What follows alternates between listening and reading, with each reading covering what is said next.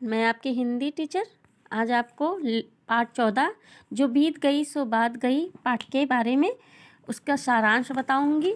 इसको मैंने क्लास में एक्सप्लेन कर दिया था। जो बच्चे क्लास में नहीं थे वो बच्चे ध्यान से सुन लीजिए। और अब ध्यान से सुनने पे क्या होता है कि आधे क्वेश्चन के आंसर्स हमें वैसे ही आ जाते हैं। तो इस पाठ का सारांश ध्यान से सुनिए। ये पाठ जो है जो बीत गई सो बात गई पाठ हरिवंश राय बच्चन जी द्वारा लिखित है।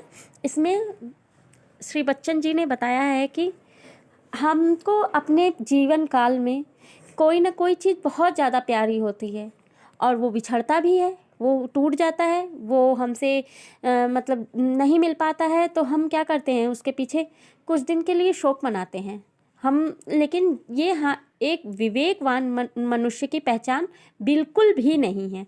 ये हमारी नकारात्मक सोच को बहुत बढ़ावा देती है। ऐसा हमें नहीं करना चाहिए। इस पाठ में हमें एक आसमान मतलब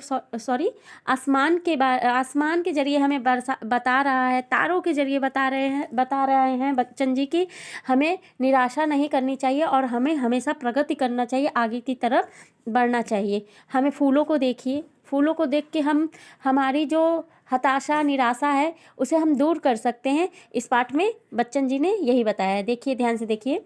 जीवन में एक सितारा था, जीवन में एक सितारा था, माना वह बेहद प्यारा था।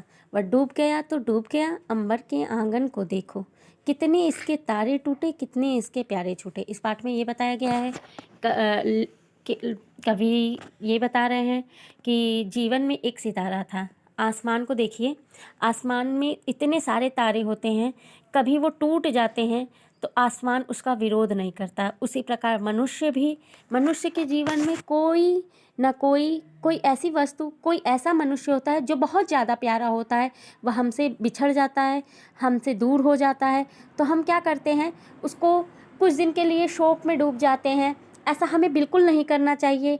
विवेकवान मनुष्य कभी भी ऐसा नहीं करता है कि अपने जो भी प्यारा है उसके शोक मनाए, बल्कि हमें उसको आसमान को देखिए, आसमान में कितने ही तारे होते हैं। कभी हमें बहुत सारे तारे दिखते हैं और कभी हमें एक भी तारा नहीं दिखता है।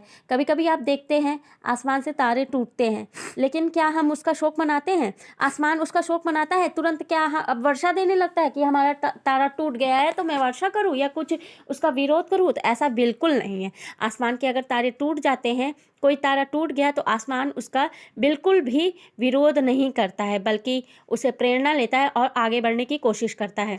जो छूट गए वो फिर कहाँ मिले? पर बोलो टूटे तारों पर कब अंबर शोक मनाता है, जो बीत गई सो बात गई। तो अंबर यही, आकाश का यही कहना है कि हमें मनुष्य, इस पाठ में कवि कह रहे हैं कि आकाश को देखिए, आसमान को देखिए, उसमें से तारा टूट जाता है लेकिन वो उसका आसमान उसका शोक मनाता हुआ बैठा नहीं रहता। जो बात बीत जाता है उसे भूल जाइए और हमें नई उम्मीद, नई आशा के साथ आगे बढ़ना चाहिए। जीवन में वह था एक कुसुम। यहाँ पे क्या है, अब देखिए, अभी तक आसमान को हमें उदाहरण के रूप में बताया गया, अब क्या है, फूलों को बताया जा रहा है। जीवन में वह था एक कुसुम। यहाँ पे कुसुम जो है फूल को कहा गया है। एक फूल को क्या दर्शाया गया है कि हमारे भी जीवन में कुछ ना कुछ ऐसी प्यारी चीज़ होती है, बहुत प्रिय लगने वाली चीज़ होती है, जिससे हम दूर हो जाते हैं। तो यहाँ पे फूल को लेके बताया गया है कि एक फूल होता है जो बहुत प्यारा होता है, उस पर नित्य निछावर तुम, वह सूख गया तो सूख गया, मधुबन की छाती को देखो, सूखी कितनी इसकी कलियां, मुरझाई कितनी वल्लरियां। कह रहे हैं कि बगीचे में देखिए, आप बगीचे में जाते हैं, क्या एक फूल को सूख जाने या मुरझा जाने के बाद हम क्या करते हैं, एक अगर कोई लता हम सूख गई है, कोई कली सूख गई है, तो क्या बगीचा उसका शोक मनाता है? ऐसा कुछ नहीं होता कि अरे आज तो मेरा एक फूल सूख गया है तो कल से मैं खिलना ही बंद कर दूं। तो ऐसा कुछ नहीं होता।